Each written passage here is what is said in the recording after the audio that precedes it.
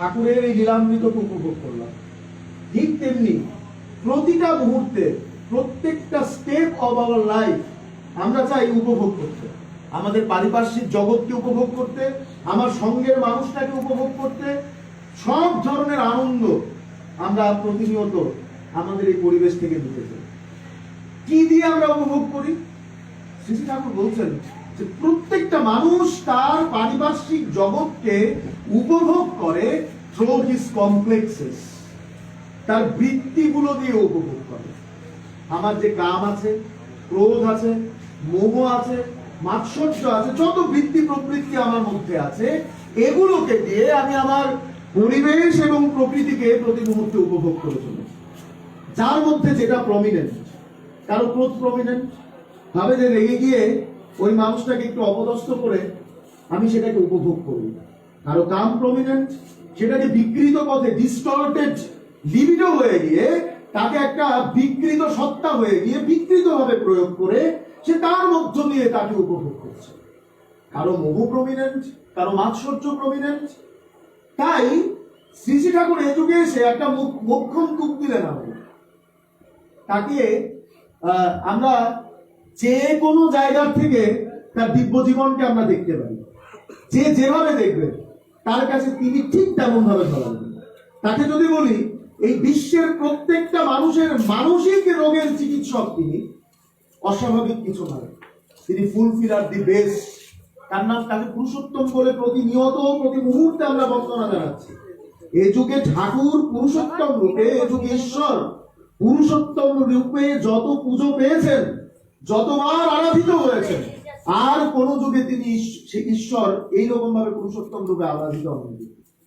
কারণটা হচ্ছে এই যুগে এসে তার পূর্ণ প্রকাশ, ফুলফিলার দি বেস্ট, তিনি সমস্ত কিছুকে পরিপূরণ করে দিয়েছেন।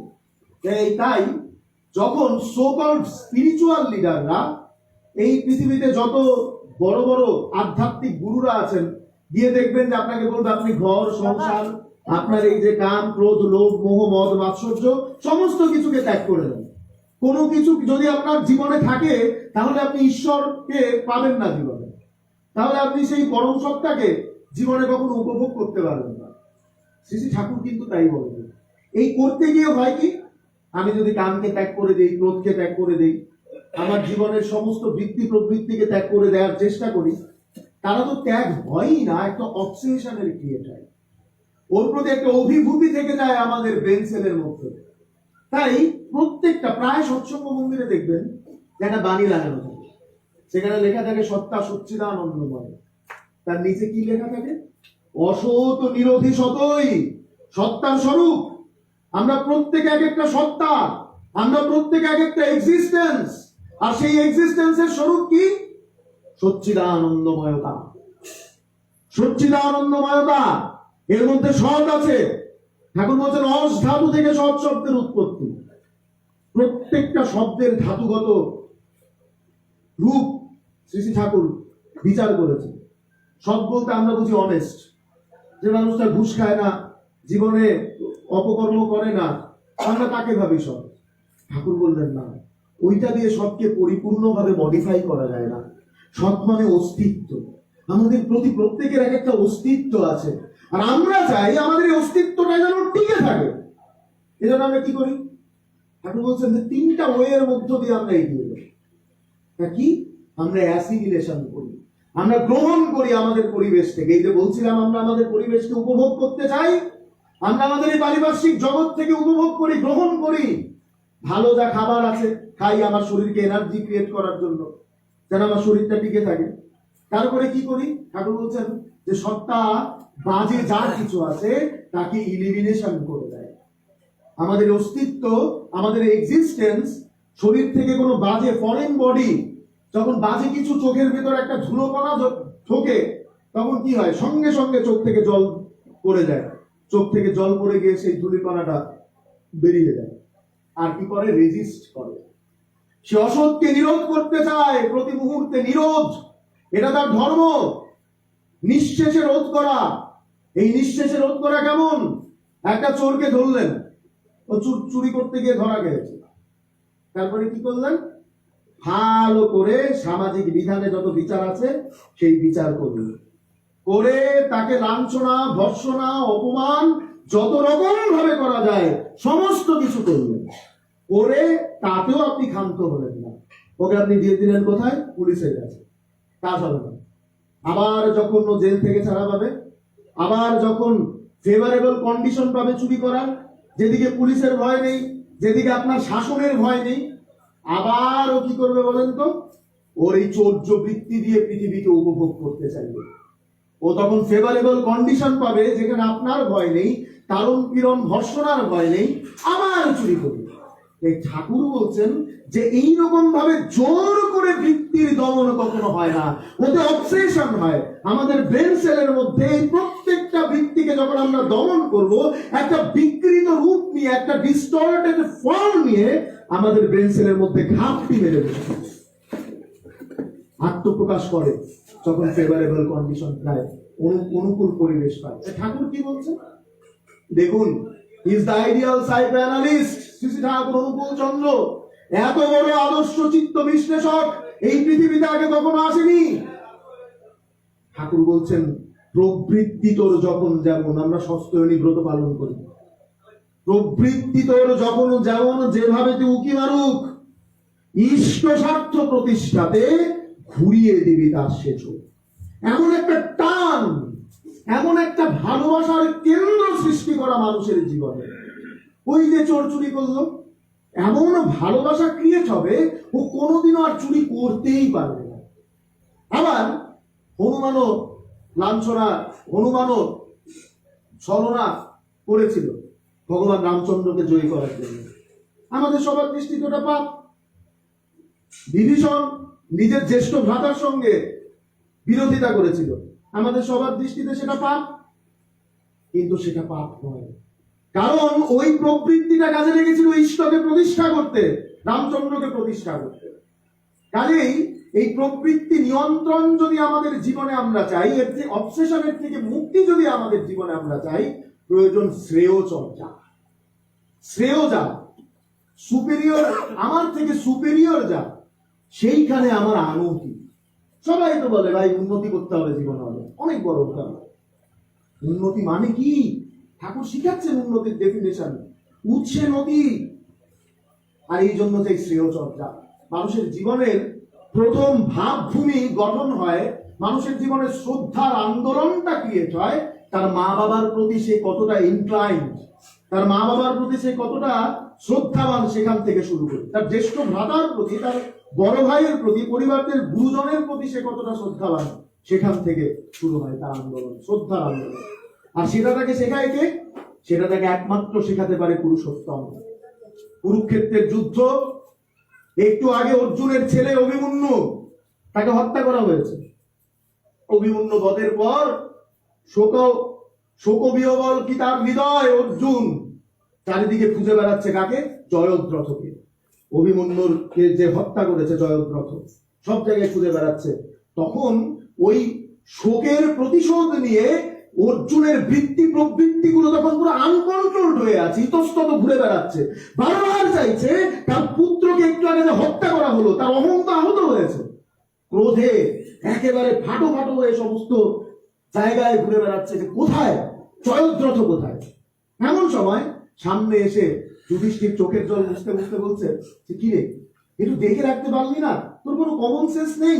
অতটুকু দুধের শিশু, একটু লক্ষ্য রাখতে পারলি না? দাদার এই এতটুকু শাসনকে ওই অনিয়ন্ত্রিত প্রবৃত্তিওয়ালা মন অর্জুনের মানতে পারেনি। আনকন্ট্রোলড তো, অবসেশন ক্রিয়েট হচ্ছে তো একটু একটু করে, কোথাও জয়দ্রথকে খুঁজে পাচ্ছে না, পারিপার্শ্বিককে উপভোগ করতে চাচ্ছে ক্রোধ দিয়ে। তখন সঙ্গে সঙ্গে তরবারি বের করেছে, বের করে যুধিষ্ঠিরের সামনে গিয়ে দাঁড়িয়েছে। তখন শ্রীকৃষ্ণ পিছন থেকে ডাক দিয়ে বলছে, অর্জুন তুমি কি করছো? দেখুন নিয়ন্ত্রণ কাকে বলে, কন্ট্রোল কাকে বলে, তাকে আমরা জীবন রথের সারথি অনেকে বলি। অনেক মানুষ উচ্চারণ করে যে ঠাকুর হচ্ছেন জীবন রথের সারথি। কেন তিনি জীবন রথের সারথি? কেমন করে তিনি আমার জীবনকে কন্ট্রোল করেন? বলছেন অর্জুন কি করছো? তখন অর্জুনের চোখ দিয়ে জল পড়ে গেছে। ওই প্রেমের আহ্বান তো, তার মতো ফুলফিলার দি বেস্ট, তার মতো সুপিরিয়র বিলাপ এই জগতে কেউ হতে পারে না। যেই বলেছে কি করছো, সঙ্গে সঙ্গে বাধা ছিল, টিউন ছিল দীক্ষার মধ্য দিয়ে, সঙ্গে সঙ্গে পিছনে তাকিয়েছে, তাকে বলছে কৃষ্ণ জানো না, আমি যদি আজকে জয়দ্রথকে বধ করতে না পারি সূর্যাস্তের আগে আমার প্রাণ দান করতে হবে, আমি যে প্রতিজ্ঞা করেছি। দাদা আমাকে বাধা দিচ্ছে, সামনে এসে দাঁড়িয়েছে, বলছেন আমার তো প্রাণ থাকবে না। বলছেন শ্রীকৃষ্ণ তখন, শোনো তুমি কি মনে করছো তোমার প্রাণ আছে? যেই মুহূর্তে তুমি শ্রেয় চর্চা ভুলে গেলে, যে মুহূর্তে জ্যেষ্ঠ ভাইয়ের সামনে, এরা উৎস প্রকৃতি জীবনের, ওই ইষ্ট শ্রেয়জন এরা জীবনের উৎস প্রকৃতির মতো হয়। আমার জীবন প্রতি মুহূর্তে এদেরকে দিয়ে পোষণ প্রদীপ্ত হচ্ছে, আমার জীবন প্রতি মুহূর্তে এদেরকে দিয়ে নন্দনায় নন্দিত হয়ে উঠছে। বুঝছেন যে তুমি যে মুহূর্তে শ্রেয় চর্চা ভুলে গেলে, যে মুহূর্তে তোমার প্রধান কন্ট্রোল হয়ে পড়লো, তুমি তোমার জ্যেষ্ঠ ভ্রাতার সামনে, বড় ভাইয়ের সামনে তরবারি বের করলে, সেই মুহূর্তে তো তোমার মৃত্যু এমনিই ঘটে গেছে অর্জুনের। আর কি মৃত্যুকে তুমি দেখাবে পৃথিবীর বুকে? তখন অর্জুন কন্ট্রোলড হলো, শ্রীকৃষ্ণের সহায়তায় জয়দ্রথকে বধ করলো, সূর্যোদয়ের আগে সব কিছু রক্ষা হলো। তাই আমাদের জীবনে এমন একটা লাভ সেন্টার চাই, আমাদের প্রত্যেকের জীবনে, যে লাভ সেন্টার প্রতি মুহূর্তে আমাকে শেখায় পিতার প্রতি ভালোবাসা কেমন হওয়া উচিত, যে লাভ সেন্টার, যে ভালোবাসার কেন্দ্র, যে লিভিং আইডিয়াল প্রতি মুহূর্তে আমাদেরকে শেখায় মায়ের প্রতি ভালোবাসা কেমন হওয়া উচিত, ভালোবাসার রকমটা কেমন হওয়া উচিত, কোন জায়গায় কতটুকু, কেমন ভাবে, কেমন করে আমার জীবনকে আমি নিয়ন্ত্রণ করে একটা সুবিনায়িত রকম দান করব, সেটা শেখায় আমাদের সেই লাভ সেন্টার, জীবনের কেন্দ্র। ঠাকুর একটা বাণী দিয়েছেন, আমরা সবাই বলি, পিতায় শ্রদ্ধা মায়ের, সেই ছেলে হয় সাম্য প্রাণ, মাতৃভক্তি অটুর যত, সেই ছেলে হয় কৃতিকত। আমরা সবাই বলে দিই, একদম বলে দিই, কিন্তু কতটা জীবনে মূর্ত হয়েছে জানি। ঠাকুরের এক ভক্ত গৌরাঙ্গ সাহারা, গৌরাঙ্গরা তার মা দীক্ষা নিয়েছে, যে দীক্ষাদাতা কর্মী দীক্ষা দিয়েছে, তিনি বলেছেন শোনো, মাতৃভক্তি অটুট যত, সেই ছেলে হয় কৃতিকত। আজকের থেকে মাকে খুব ভালো করে শ্রদ্ধা করা লাগে, ভালোবাসা লাগে। গৌরাঙ্গদা ভাবছেন আমার যে মা, এই মোটা মহিলা, কালো, আর সারাক্ষণ আমাদের উপরে শুধু অত্যাচার অবিচার করেই যায়, সকাল থেকে সন্ধ্যা পর্যন্ত নিরন্তর অত্যাচার চলছে। সে ছোট ছোট ছেলে মেয়েগুলো, সেগুলো আমার মানে গৌরাঙ্গদার যে ছোট ছোট ছেলে মেয়ে, তাদেরকে হয়তো শীতের রাত্রে বাড়ি থেকে বের করে দিল, বৌমাকে সারাদিন অত্যাচার করে যাচ্ছে। আর বিড়ি ফুঁকতে ফুঁকতে ফুলের ব্যবসা করতো, বিড়ি ফুঁকতে ফুঁকতে পায়ের উপরে পা তুলে রিক্সায় ফুল বিক্রি করতে যেত, রাত্রিবেলায় বাড়িতে ফিরে এসে মানে অকথ্য গালিগালাজ, নির্মম অত্যাচার। গৌরাঙ্গদা ভাবছেন এমন মাকে আমি শ্রদ্ধা করবো কেমন করে, এমন মাকে আমি ভালোবাসবো কেমন করে? ঠাকুর তো বলেছেন মাতৃভক্তি অটুট যত, আমি এই ভক্তিতে, এই শ্রদ্ধার জায়গাটাতে অটুট থাকবো কেমন করে? ছোটবেলার থেকে মায়ের কাছে শুধু ভৎসনাই পেয়ে গেছি, এতটুকু স্নেহ আমি পাইনি। গৌরাঙ্গদা বলছেন যিনি বাণী দিয়েছেন তার কাছেই ছুটে যাওয়া যাক। ছুটে গেছেন ঠাকুরের কাছে, একবার ছুটে গেছেন, দুইবার ছুটে গেছেন, তিনবার ছুটে গেছেন, দয়াল কোনো উত্তর দেননি। চতুর্থবার ছুটে গেছেন, তাকে আমরা অন্তর্যামী বলি। He who knows the inner core of existence. অন্তর্যামী মানে কি? আপনার ড্রয়ারের ভিতরে 10 লক্ষ টাকা আছে, অন্তর্যামী ভগবান দেখে বলে দেবে সেটা অন্তর্যামী না। যিনি মানুষের অন্তঃস্থলকে জানেন, He who can control the inner core of existence, আমাদের অন্তরের অন্তঃস্থলকে যিনি নিয়ন্ত্রণ করতে জানেন, তিনি হচ্ছেন অন্তর্যামী। গৌরাঙ্গদা চতুর্থবার যখন ছুটে গেছেন, কাঁদছেন পার্লারে বসে, যে দয়াল আমার মা এমন একটা ক্যারেক্টারিস্টিক্স এর মহিলা, এই মহিলাকে আমি শ্রদ্ধা করবো কেমন করে? তোমার এই নির্দেশটা আমি পালন করতে পারছি না। মনে মনে নিবেদন করছেন, ঠাকুরের সামনেও যেতে পারেনি।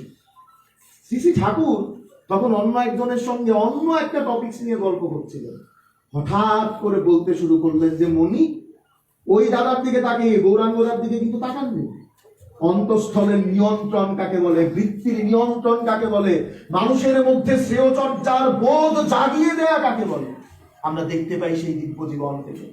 বলছে যে মনি, মায়ের বেলায় কোনো কমপ্লেন হয় না মনি। তোমার মা জানো তো, তোমার মা তোমাকে ওই তুমি যখন বায়ুভূত নিরলম্ব অবস্থায় ছিলে, আমরা এই প্রত্যেকটা এক্সিস্টেন্স আজকে যে একটা ম্যানিফেস্টেশন নিয়ে আছি, একটা প্রকাশ নিয়ে আছি, এই প্রত্যেকটা প্রকাশ, এই যে বায়োলজিক্যাল এক্সিস্টেন্স এক একজন, এই প্রকাশের আগে আমরা বায়ুভূত নিরলম্ব অবস্থায় ছিলাম, আমাদের কোনো অবলম্বন ছিল না। ঠাকুর বলতেন আত্মা মানে অ্যাটম, অ্যাটম আত্মা, এই এই শব্দগুলো একই ধাতু নিষ্পন্ন সন্ধি। ঠাকুর বলতেন একই ধাতু নিষ্পন্ন শব্দ, ভাইব্রেশন, অনুকম্পন আমাদের প্রত্যেকের মধ্যে, সেই ভাইব্রেশনের এক একটা তারতম্যানুসারে আমাদের সৃষ্টি। তো শ্রী ঠাকুর বলছেন তুমি যখন বায়ুভূত নিরলম্ব অবস্থায় ছিলে, জানো তো তখন তোমার একটা ফর্ম ছিল স্পার্ম। তোমার পিতা তোমার মায়ের দিকে হাজারো হাজারো স্পার্ম ছুড়ে দিয়েছিল, আর তোমার মা এই তোমাকে কত কষ্ট করে খপ করে, ঠাকুর দেখাচ্ছেন হাত দিয়ে, খপ করে ধরে ইউটেরাসের মধ্যে, এই গর্ভের মধ্যে ধারণ করেছিল। ধারণ করে কত কষ্ট, কত নিদারুণ যন্ত্রণাকে সহ্য করে তোমাকে প্রসন্ন প্রদীপ্ত করে আজকে তোমাকে এত বড় বানাইছে, আর তুমি সেই মায়ের বেলায় কমপ্লেন করতে আইছো মুনি। সঙ্গে সঙ্গে গৌরাঙ্গদার এই যে মনের গ্রন্থির মোচন, তীর্থে গমন করলে আমাদের এটা হয়। আমাদের প্রত্যেকের জীবনে যখন আমরা তীর্থে গমন করি, তীর্থ মানে কি কোনো স্থান? কোনো স্থান নয়, আচার্য দেব হচ্ছেন তীর্থ। পরমারাধ্য আচার্য দেবের জীবন্ত রূপ হচ্ছে তীর্থের জীবন্ত রূপ, যার কাছে গেলে আমাদের মনের গ্রন্থির মোচন না। মনের গ্রন্থির মোচন হয়ে গেল গৌরাঙ্গদার, বাড়ি ফিরে গেলেন, ওই এক কথাতেই কাজ হয়ে গেছে। বাড়ি ফিরে গিয়ে মাকে ভালোবাসতে শুরু করে দিল। আগে মা মারতে আসলে রেজিস্ট করতো, আগে মা বকতে আসলে মুখে মুখে তর্ক করতো, এবারে মা যা ভালো খেতে চান, ভালোবাসেন যা খেতে, সেই সমস্ত ভালো ভালো খাবার মায়ের কাছে নিয়ে আসতে শুরু করলো। মা যতবার মারতে আসে গৌরাঙ্গদা কোনো প্রতিবাদ করেন না, নির্দ্বিধায় মার খেয়ে যান। বউকেও এটা শিখিয়েছেন, সন্তানগুলোকে এটা শিখিয়েছেন। এই করতে করতে ঠাকুর বলতেন প্রত্যেকটা মানুষের ভিতরে এতটুকু হলেও ভালো থাকে। একটা মানুষ আপাদমস্তক খারাপ কখনো হতে পারে না। একদিন একটা অনুতাপ এলো গৌরাঙ্গদার মায়ের মধ্যে, ভাবলেন আরে আমি নিরন্তর যাদের উপরে অত্যাচার করে যাচ্ছি তারা আমায় এত ভালোবাসে, তাদের এত প্রেম আমার প্রতি। বলে নেই গৌরাঙ্গ তুই এত ভালোবাসা করতে গিয়ে শিখেছিস রে? বলছেন কেন? আমার ঠাকুর আমাকে শিখিয়েছে। বলে যা এক্ষুনি যা, ওই কর্মীকে ডেকে নিয়ে আয়, আমি এক্ষুনি দীক্ষা গ্রহণ করবো। এই হচ্ছে ম্যান মেকিং ফ্যাক্টরি। সৎসঙ্গকে আমরা বলি, কথায় কথায় নয়। ঠাকুর বলতেন my life is my materialized magazine, আমার জীবন আমার বাড়ির মূর্ত রূপ। আর আমরা আমাদের জীবনের প্রতি মুহূর্তে অনুক্ষণ সেই লিভিং আইডিয়ালের সঙ্গে, আচার্য দেবের সঙ্গে, ঠাকুরের লিভিং এম্বডিমেন্ট কে? আমাদের জেনারেশনে আমরা শ্রী শ্রী পিতৃদেবকে আমরা দেখিনি, আমরা শ্রী শ্রী ঠাকুরকেও আমরা দেখিনি। আমাদের জেনারেশন আমরা দেখেছি পরমারাধ্য শ্রী শ্রী আচার্য দেবকে, আমরা দেখতে পাচ্ছি পরম পূজ্যপাদ শ্রী শ্রী অরবিন্দ রায়। ঠাকুর মূর্ত হয়ে প্রতিনিয়ত নিরন্তর লীলা করে চলেছেন এই আচার্য পরম্পরার মধ্য দিয়ে।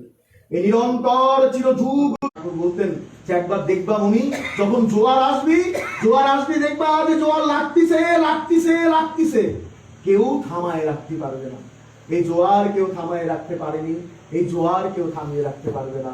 নিরন্তর পরম পিতার বার্তা বহন করে নিয়ে আচার্য পরম্পরার এই স্রোতের মধ্য দিয়ে এই জোয়ারের প্লাবনে সমস্ত বিশ্ব প্লাবিত হবেই।